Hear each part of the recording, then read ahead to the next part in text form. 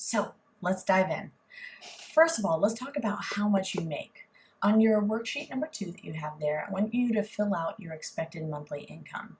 So if you're married or if you're living in a partnership situation in which you have a combined income, use that combined total household income you have there.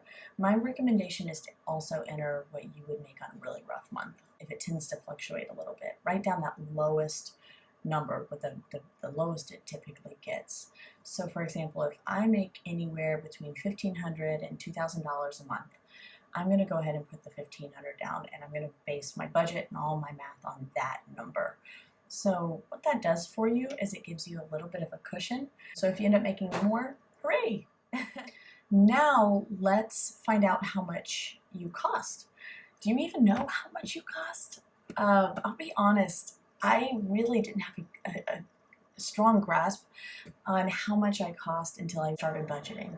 You know what really surprised me was I kept thinking it would be these huge big expenses that were doing me in and really kicking, my financial butt. But the big expense, guess what it was? It was coffee.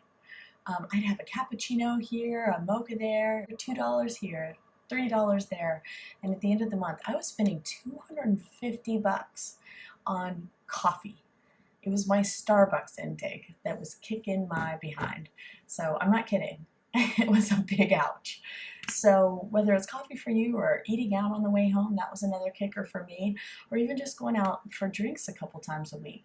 And again, if you have kids, I'm sure many of you feel that temptation every time you go to Target. They want this, they want that, so you're buying toys left and right.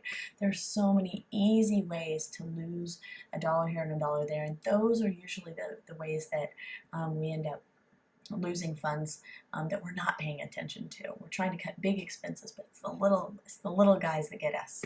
So let's take a good look at our budget.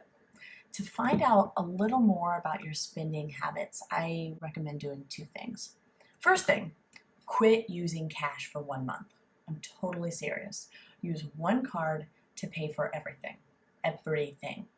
We spend cash like it's Monopoly money. We can't help it. We have no way of really managing it and seeing how much cash we're spending unless we keep every single receipt. It starts out as $1 here and $5 there, and suddenly you've dropped $100 in a week. So really, don't feel guilty. We all do this. It's just time to start becoming more mindful of how you're spending your funds and really being aware of where your money's going, where those dollar bills are going. The second recommendation that I would make is using mint.com. They're not paying me to promote them.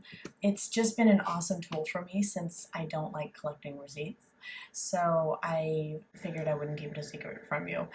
Mint is really just a safe and secure way to manage and budget your money. It only took me like 20 minutes to set up, and I attach it to my bank accounts and my credit cards, my school loans, my investments, and then it just gives me a really great picture and breakdown of my spending habits and my income. Also let me set up my own budget, so at any point when I got close to hitting my maximum in any particular area, like I only wanted to spend $50 a month eating out, for example. So as soon as I get to $40, Mint sends me a text and says, "Yo, Lens, you're getting way too close to your maximum. You don't have much money left in that account." The text doesn't say that, but it basically lets me know that I don't have much money left in the dining out category of my bank account in my budget. So it's an awesome, awesome tool. I will note it's obviously not going to be able to track how much cash you've spent, but it can tell you how much cash you've pulled out of the bank, and so that's helpful as well. But again, go back to my first recommendation, just don't use cash. Use worksheet number 2. You can go ahead and pause the video if you need to fill it out as best as you can, and then you can come back.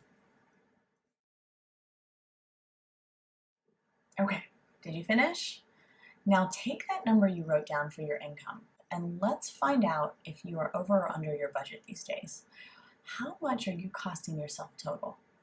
Were you able to get a good gist of that? Go ahead and fill out in the worksheet your income minus your total cost to yourself. What is that total? Is that a positive number or a negative number? Were there any costs that surprised you? Or certain things you didn't realize you were spending so much money on? Anything like coffee? Okay.